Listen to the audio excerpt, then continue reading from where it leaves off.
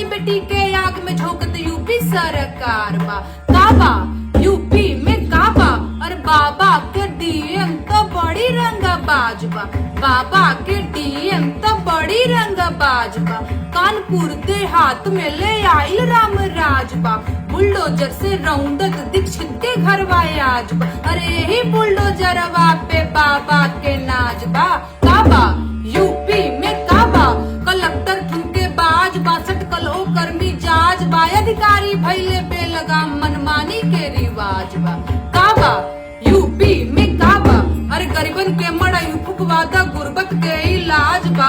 गरीबन के मड़ई फुकवादा गुर्बत के इलाज बा।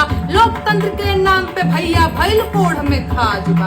काबा यूपी में काबा अरे आग लगी तो हिंदू जरिहे जरिहे मुसलमान बा। आग लगी तो हिंदू जरिहे जरिहे मुसलमान बा। ए बाबा एह जाना खाली अब्दुल के मकान बा। काबा